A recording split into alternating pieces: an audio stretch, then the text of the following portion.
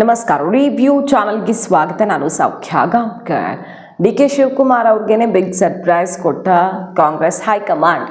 ಅಳೆದು ತೂಗಿ ಹೈಕಮಾಂಡ್ ಕಡೆಯಿಂದಾನೇ ಒಂದು ಪಟ್ಟಿ ಫೈನಲ್ ಮಾಡಿ ಕಡೆಗೂ ಮುದ್ರೆ ಬಿದ್ದಿದೆ. ಆ ಲಿಸ್ಟು ಡಿ.ಕೆ. ಶಿವಕುಮಾರ್ ಅವ್ರಿಗೆ ಸೇರಿದೆ. ಹಾಗಾದರೆ ಏನಿದು ಲೆಕ್ಕಾಚಾರ, ಯಾವ ರೀತಿ ಪ್ಲ್ಯಾನ್ ಕಾಂಗ್ರೆಸ್ ಹೈಕಮಾಂಡ್ದು ಕರ್ನಾಟಕ ರಾಜಕಾರಣಕ್ಕೆ ಸಂಬಂಧಪಟ್ಟಂತೆ ಇಂಟ್ರೆಸ್ಟಿಂಗ್ ರಿಪೋರ್ಟ್ ನಿಮ್ಮ ಮುಂದೆ ಇಡ್ತಾ ಇದ್ದೀವಿ. ಮಿಸ್ ಮಾಡಿದ್ರೆ ನಮ್ಮ ಚಾನಲ್ನ ಸಬ್ಸ್ಕ್ರೈಬ್ ಮಾಡಿ ನಿಮ್ಮ ಅಭಿಪ್ರಾಯ ಕಮೆಂಟ್ ಮಾಡಿ ತಿಳಿಸಿ. ಎಸ್ ವೀಕ್ಷಕರೇ, ಸಿದ್ದರಾಮಯ್ಯನವರ ಎಕ್ಸಿಟ್ ಬಳಿಕ ಒಂದು ಸವಾಲು ಕಾಂಗ್ರೆಸ್ಗಿರೋದು ಅಹಿಂದ ವೋಟ್ ಬ್ಯಾಂಕನ್ನು ಹಿಡಿದಿಟ್ಕೊಳ್ಳೋದು. ಸೊ ಅಹಿಂದ ವೋಟ್ ಬ್ಯಾಂಕ್ ಸುತ್ತಾನೆ ಲೆಕ್ಕಾಚಾರವನ್ನು ಪೊಣಿಸಿದೆ ಕಾಂಗ್ರೆಸ್ ಹೈಕಮಾಂಡ್. ಯಾವ ರೀತಿಯೂ ಡಿಸ್ಟರ್ಬ್ ಆಗಬಾರ್ದು ಮತ್ತು JDSಗೆ ಟಕ್ಕರ್ ಕೊಡೋ ರೀತಿಯಲ್ಲಿ ಕುಮಾರಸ್ವಾಮಿ ಅವರ ವಿರುದ್ಧ ಡಿ.ಕೆ. ಶಿವಕುಮಾರ್ ಅವರು ಸಮೀಕರಣವನ್ನು ಪಕ್ಕಾ ಮಾಡಿಕೊಂಡಿದ್ದಾರೆ. ಹಳೆ ಮೈಸೂರು ಭಾಗದಲ್ಲಿ ಯಾವ ಕಾರಣಕ್ಕೂ ಕುಮಾರಸ್ವಾಮಿ ಅವರು ಮ್ಯಾಟರೇ ಆಗಬಾರ್ದು, ಆ ರೀತಿ ಅವರ ಪ್ರಯತ್ನ ಈ ಸಂಪುಟದಲ್ಲಿ ಕಾಣಿಸ್ತಾ ಇದೆ. ಇದೆಲ್ಲ ಫೈನಲ್ ಮಾಡೋದು ಹೈಕಮಾಂಡೇನೆ. ಬಟ್ ಲೆಕ್ಕಾಚಾರ ಏನೇನಿದೆ ಅನ್ನೋದು ಇಂಟ್ರೆಸ್ಟಿಂಗ್. ಇಡ್ತಾ ಹೋಗ್ತೀವಿ ಡೀಟೇಲ್ಸ್ನ. ಮಿಸ್ ಮಾಡಿದ್ರೆ ನಮ್ಮ ಚಾನಲ್ನ ಸಬ್ಸ್ಕ್ರೈಬ್ ಮಾಡಿ ನಿಮ್ಮ ಅಭಿಪ್ರಾಯ ಕಮೆಂಟ್ ಮಾಡಿ ತಿಳಿಸಿ. ಎಸ್ ವೀಕ್ಷಕರೇ, ಯಾರ್ಯಾರಿದ್ದಾರೆ ಹಾಗಾದರೆ? ಈಗಾಗಲೇ ಪಟ್ಟಿ ಫೈನಲ್ ಆಗಿದೆ. ಇವತ್ತೇ ಪ್ರಮಾಣ ವಚನ ಆಗುತ್ತೆ. ಮಳವಳ್ಳಿ ನರೇಂದ್ರ ಸ್ವಾಮಿ ಅವರು ಪರಿಶಿಷ್ಟ ಜಾತಿ, ಮತ್ತು ಭೋವಿ ಸಮುದಾಯದ ಶಿವರಾಜ್ ತಂಗಡಗಿ ಅವರು ಕನಕಗಿರಿ, ಲಂಬಾಣಿ ರುದ್ರಪ್ಪ ಲಂಬಾಣಿ ಅವರು ಹಾವೇರಿಯಿಂದ, SC ಸಮುದಾಯದ ಬಸವಂತಪ್ಪ ಮಾಯಕೊಂಡ ಅವರನ್ನು ಆಯ್ಕೆ ಮಾಡಲಾಗಿದೆ. ಹಾಗೆ ಇಂಟ್ರೆಸ್ಟಿಂಗ್ಲಿ ಬಳ್ಳಾರಿಯಲ್ಲಿ ತುಂಬ ಪೈಪೋಟಿ ಇತ್ತು. ನಾಗೇಂದ್ರ ಅವರು ಮತ್ತೆ ಈಗ ವಾಪಸ್ ಆಗ್ತಿರೋದು. ವಾಲ್ಮೀಕಿ ಸಮುದಾಯದ ನಾಗೇಂದ್ರ ಅವರು ಇದೇ ವಾಲ್ಮೀಕಿ ಹಣವನ್ನು ಗುಳುಂ ಸ್ವಾಹ ಮಾಡಿದ್ದಾರೆ ಅಂತ ಕೇಸ್ ಬಿದ್ದು ಜೈಲಿಗೂ ಹೋಗಿ ಬಂದು ಪ್ರಕರಣವೂ ನಡೀತಾ ಇದೆ. ಬಟ್ ನಾಗೇಂದ್ರ ಅವರು ತಪ್ಪು ಮಾಡಿಲ್ಲ ಅಂತ ಸಿದ್ದರಾಮಯ್ಯನವರ ಅವಧಿಯಲ್ಲಿಯೇ ಅವರು ಸಮರ್ಥನೆ ಮಾಡಿಕೊಂಡಿದ್ರು. ಇಲ್ಲಿನ ತನಿಖೆಯಲ್ಲಿ ಕ್ಲೀನ್ ಚಿಟ್ಟು ಸಿಕ್ಕಿತ್ತು. ಈಗ ಅವ್ರನ್ನ ಕ್ಯಾಬಿನೆಟಿಗೆ ಸೇರಿಸ್ಕೊಳ್ತಿದ್ದಾರೆ. ಟಿ ರಘುಮೂರ್ತಿ ಚಳ್ಳಕೆರೆ, ಹಾಗೆ ಅವರು ಕೂಡ ವಾಲ್ಮೀಕಿ ಸಮುದಾಯದವರೇ. ಇನ್ನೂ ಇಂಟ್ರೆಸ್ಟಿಂಗ್ ಅಂದರೆ ಜಮೀರ್ ಅಹ್ಮದ್ ಖಾನ್ ಅವರು ಕೊನೆಗೂ ಲಿಸ್ಟ್ ಸೇರುವಲ್ಲಿ ಯಶಸ್ವಿಯಾಗಿದ್ದಾರೆ. ಮೊನ್ನೆ ಕ್ಷಮೆನೂ ಕೇಳಿಬಿಟ್ರು ಅವರು ಇನ್ಫ್ಯಾಕ್ಟ್ ಹೈಕಮಾಂಡ್ ಕ್ಯಾಂಡಿಡೇಟೇ. ಹೈಕಮಾಂಡ್ ಕೂಡ ಅವರನ್ನು ಇಷ್ಟಪಟ್ಟಿತ್ತು. ಬಟ್ ಪಕ್ಷ ವಿರೋಧಿ ಅನ್ನುವಂಥದ್ದೊಂದು ಬೆಳವಣಿಗೆ ಆಗಿಬಿಡುತ್ತಲ್ಲ. ಡಿ.ಕೆ. ಶಿವಕುಮಾರ್ ಅವರು ಇದನ್ನು ತುಂಬ ಚೆನ್ನಾಗಿ ದಾಳವಾಗಿ ಉಪಯೋಗಿಸ್ಕೊಂಡಿರ್ತಾರೆ. ಜಮೀರ್ ಅವರನ್ನು ಎಷ್ಟಾಗುತ್ತೋ ಅಷ್ಟು ಉಸಿರುಗಟ್ಟಿಸಿ ಆಮೇಲೆ ಅವರೇ ಈಲ್ಡಾಗೋ ರೀತಿಯಲ್ಲಿ ಒಂದು ವಾತಾವರಣ ಸೃಷ್ಟಿಯಾಯಿತು. ಜಮೀರಂಥ ನಾಯಕರನ್ನು ಬಿಟ್ಕೊಳ್ಳೋಕ್ಕೆ ಯಾವ ಪಕ್ಷವೂ ಇಷ್ಟಪಡಲ್ಲ. ಯಾಕಂದರೆ ಅವ್ರ ಪವರ್ ಈಗ ಗೊತ್ತಾಗಲ್ಲ, ಎಲೆಕ್ಷನಲ್ಲಿ ಗೊತ್ತಾಗುತ್ತೆ. ಹಾಗಾಗಿ ಡಿ.ಕೆ. ಶಿವಕುಮಾರ್ ಅವ್ರಿಗೆ ಈಗ ಜಮೀರ್ ಅವ್ರಿಗೆ ಸಚಿವ ಸ್ಥಾನ ಸಿಕ್ಕಿದ್ರೆ, ತನ್ನ ಮೂಲಕ ಅದು ಸಿಕ್ಕಿದೆ ಅನ್ನೋದು ಜಮೀರ್ ಅವ್ರಿಗೆ ಕನ್ವಿನ್ಸ್ ಆದ್ರೆ ಮಾತ್ರ ಸಿದ್ದು ಕ್ಯಾಂಪ್ ಅನ್ನೋದು ಉಳ್ಕೊಂಡಿಲ್ಲ. ಈಗ ನೀವೇ ಸಿದ್ದರಾಮಯ್ಯನವರೇ ರಾಜಕೀಯದಿಂದ ಎಕ್ಸಿಟ್ ಆಗ್ತಿದ್ದಾರೆ, ಅಂದರೆ ಚುನಾವಣಾ ರಾಜಕಾರಣದಿಂದ ಆಗಿದ್ದಾರೆ. ಮತ್ತು ಅವ್ರ ಟೀಮ್ ಕೂಡ ಆಲ್ಮೋಸ್ಟ್ ಆ ಕಡೆ ಈ ಕಡೆ ಮುಖ ಮಾಡಿದ್ದಾಗಿದೆ. ಒಂದು ಟೀಮ್ ಅಂತ ಉಳ್ಕೊಂಡಿಲ್ಲ. ಸೊ ಡಿ.ಕೆ. ಶಿವಕುಮಾರ್ ಟೀಮ್ಗೆ ಒಂದು ಬ್ರಹ್ಮಾಸ್ತ್ರ ಅವರ ಬತ್ತಳಿಕೆಗೆ. ಈಗ ಡಿ.ಕೆ. ಶಿವಕುಮಾರ್ ಅವ್ರಿಗೆ ದೊಡ್ಡ ಅಸ್ತ್ರವೇ ಸಿಕ್ಕಂತಾಗಿದೆ. ಅಲ್ಪಸಂಖ್ಯಾತ ಸಮುದಾಯ ಯಾವ ಸಿದ್ದರಾಮಯ್ಯನವರ ಹಿಂದೆ ನಿಂತು ದೊಡ್ಡ ಬಲ ಕೊಟ್ಟಿತ್ತೋ, ಈಗ ಆ ನಾಯಕ ಡಿ.ಕೆ. ಹಿಂದೆ ನಿಲ್ತಾರೆ. ಅದೊಂದು ಸ್ಟ್ರಾಟಜಿ ವರ್ಕೌಟ್ ಆಗಿದೆ. ಯಾಕಂದರೆ ಡಿ.ಕೆ. ಸುರೇಶ್ ಅವರು ಜಮೀರ್ ಅಹ್ಮದ್ ಖಾನ್ ಅವರು ತುಂಬ ಕ್ಲೋಸು. ಬಟ್ ಡಿ.ಕೆ. ಶಿವಕುಮಾರ್ ಅವ್ರ ಜೊತೆ ದಾವಣಗೆರೆ ಕಾರಣದಲ್ಲಿ ಕ್ಲಾಶ್ ಆಗಿಬಿಡ್ತು.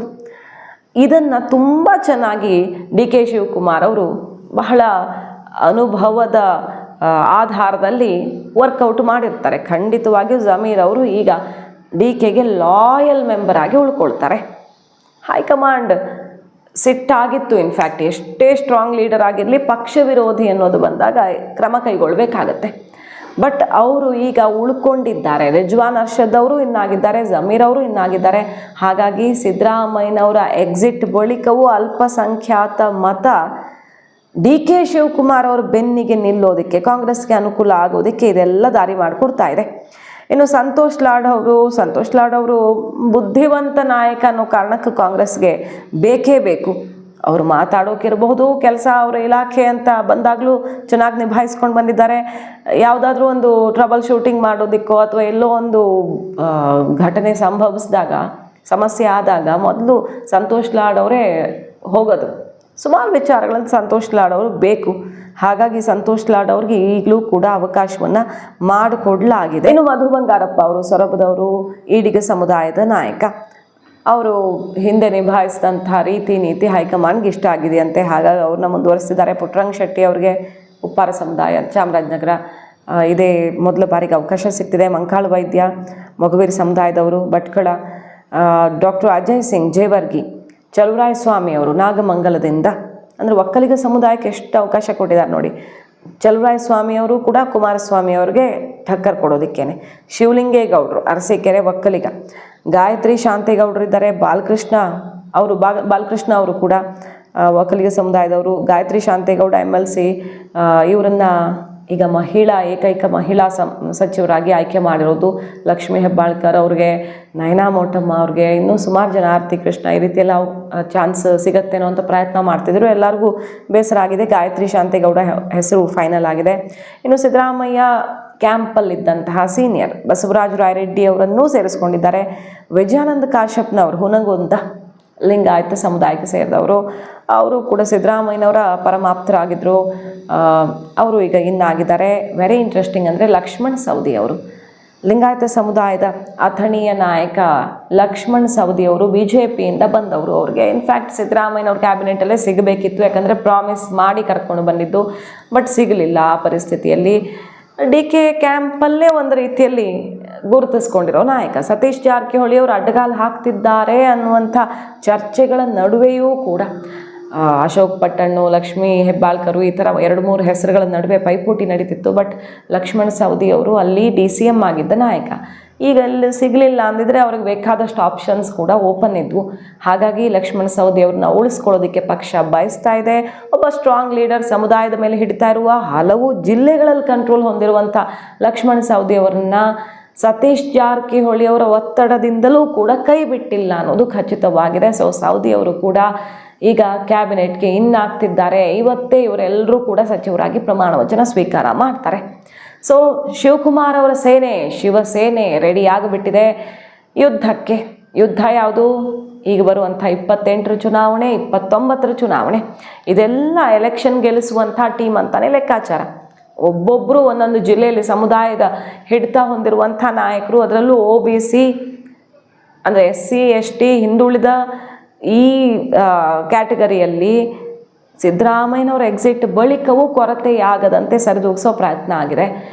ಒಕ್ಕಲಿಗ ಸಮುದಾಯಕ್ಕಂತೂ DK ಶಿವಕುಮಾರ್ ಅವರೇ ಇದ್ದಾರೆ, ಅದರ ಜೊತೆಗೆ ಒಂದು ದೊಡ್ಡ ಸೇನೆಯೇ ಇದೆ. ಹಾಗಾಗಿ ಕುಮಾರಸ್ವಾಮಿ ಅವ್ರನ್ನ ಕಟ್ಟಿ ಹಾಕೋದಕ್ಕೆ ಹಳೆ ಮೈಸೂರಲ್ಲಿ ಅನುಕೂಲ ಆಗುತ್ತೆ. ಈ ರೀತಿ ಪ್ಲ್ಯಾನ್ ಒಂದು ಈಗ ರೆಡಿ ಆಗಿದೆ. ಲಿಂಗಾಯತ ಸಮುದಾಯಕ್ಕೂ ಕೂಡ ಈಗಾಗಲೇ ಅವಕಾಶವನ್ನು ಮಾಡಿಕೊಟ್ಟಿದ್ರು. ಈಗ ಮತ್ತೆ ಇಲ್ಲೂ ಕೂಡ ಈ ಪಟ್ಟಿಯಲ್ಲೂ ಕೂಡ ಅವಕಾಶವನ್ನು ಮಾಡಿಕೊಟ್ಟಿದ್ದಾರೆ. ಬೆಳಗಾವಿಯಲ್ಲಿ ಹೆಚ್ಚುವರಿಯಾಗಿ ಸಿಗತ್ತಾ 3 ಜನಕ್ಕೆ ಅನ್ನೋ ಥರ ಒಂದು ಚರ್ಚೆ ಇತ್ತು, ಅದಾಗ್ತಿಲ್ಲ. ಸವದಿ ಅವರನ್ನು ಫೈನಲ್ ಮಾಡಲಾಗಿದೆ. ಸೊ ವೆರಿ ಇಂಟ್ರೆಸ್ಟಿಂಗ್ ಅಂತ ಅನ್ನಿಸ್ತಿದೆ ಈ ಸಂಪುಟ. ಇದಾದ ಮೇಲೆ ಯಾರ್ಯಾರ ವರಸೆ ಏನೇನು ಆಗುತ್ತೆ ಅನ್ನೋದನ್ನು ಕಾದು ನೋಡಬೇಕು. ಇದು ನಿರ್ಣಾಯಕ ಕರ್ನಾಟಕ ಕಾಂಗ್ರೆಸ್ಗೆ ಈ ಸಂಪುಟ ಎರಡನೇ ಹಂತದಲ್ಲಿ ರೆಡಿ ಆಗಿರುವಂಥ ಪಟ್ಟಿ. ಸೊ ಯಾರ್ಯಾರ ಆಲೋಚನೆ ಏನು ಅನ್ನೋದು ಇನ್ನು ಮುಂದೆ ರಿವೀಲ್ ಆಗೋದಕ್ಕೆ ಶುರುವಾಗತ್ತೆ. ಇದೊಂದು ಪಟ್ಟಿಗೋಸ್ಕರ ಉಸಿರು ಹಿಡ್ಕೊಂಡಿದ್ದವರೆಲ್ಲ ಈಗ ಲೆಕ್ಕಾಚಾರ ಬದಲಿಸಬಹುದು, ಹೇಳೋದಕ್ಕಾಗಲ್ಲ. ಸೊ ವೆರಿ ಸ್ಟ್ರಾಂಗ್ ಕ್ಯಾಬಿನೆಟ್ನೊಂದಿಗೆ ಹೊಸಬರು ಅನುಭವಿಗಳ ಕಾಂಬಿನೇಷನ್ನೊಂದಿಗೆ DK ಶಿವಕುಮಾರ್ ಅವರು ಮುನ್ನುಗ್ಗೋದಕ್ಕೆ ಈಗ ರೆಡಿ ಆಗಿದ್ದಾರೆ. ಸೊ ಈ ಕ್ಯಾಬಿನೆಟಲ್ಲಿ ಓವರಾಲ್ DK ಶಿವಕುಮಾರ್ ಅವ್ರಿಗೆ ಆಗುವಂಥ ಲಾಭ ಏನು? ಶತ್ರುಗಳನ್ನು ಸೈಲೆಂಟ್ ಮಾಡೋದಕ್ಕೆ ಬೇಕಾದ ಅಸ್ತ್ರಗಳು ಸಿಕ್ಕಿವೆ. ಒಂದು, ಬೆಳಗಾವಿಯಲ್ಲಿ ಸತೀಶ್ ಅಬ್ಬರಕ್ಕೆ ಚೆಕ್ಮೇಟ್ ಇಡೋದಕ್ಕೆ, ಬ್ಯಾಲೆನ್ಸ್ ಮಾಡೋದಕ್ಕೆ ಲಕ್ಷ್ಮಣ ಸವದಿ ಅವರಿದ್ದಾರೆ. ಹಾಗೆ ಅಲ್ಪಸಂಖ್ಯಾತ ಬಲ, ದೊಡ್ಡ ಬಲ ಜಮೀರ್ ಅವ್ರ ಕಾರಣದಿಂದಾಗಿ ಈಗಾಗಲೇ ಹೇಳಿದಾಗೆ DKಗೆ ಸಿಗುತ್ತೆ. ಮತ್ತೊಂದು ಕಡೆ ಕುಮಾರಸ್ವಾಮಿ ಅವರನ್ನು ಬ್ಯಾಲೆನ್ಸ್ ಮಾಡೋದಕ್ಕೆ ಒಕ್ಕಲಿಗ ನಾಯಕರ ದೊಡ್ಡ ಟೀಮೇ ರೆಡಿಯಾಗಿದೆ. ಈ ರೀತಿ ಶತ್ರುಗಳನ್ನು, ಸ್ವಪಕ್ಷೀಯ ಅಥವಾ ಬೇರೆ ಪಕ್ಷದಲ್ಲಿರುವಂತಹ ತನ್ನ ರಾಜಕೀಯ ಶತ್ರುಗಳನ್ನು ಕಂಟ್ರೋಲ್ ಮಾಡೋದಕ್ಕೆ ಬೇಕಾದಂತಹ ಟೀಮ್ ಈಗ ರೆಡಿಯಾಗಿರೋದು DK ಶಿವಕುಮಾರ್ ಅವ್ರಿಗೆ. ಇದರ ಆಫ್ಟರ್ ಎಫೆಕ್ಟ್ಸ್ ಹೆಂಗಿರುತ್ತೆ ಅನ್ನೋದನ್ನು ಕಾದು ನೋಡಬೇಕು. ಮಾಹಿತಿ ಇಷ್ಟ ಆಗಿದ್ರೆ ಮಿಸ್ ಮಾಡಿದ್ರೆ ನಮ್ಮ ಚಾನಲ್ನ ಸಬ್ಸ್ಕ್ರೈಬ್ ಮಾಡಿ, ನಿಮ್ಮ ಅಭಿಪ್ರಾಯ ಕಮೆಂಟ್ ಮಾಡಿ ತಿಳಿಸಿ. Thank you.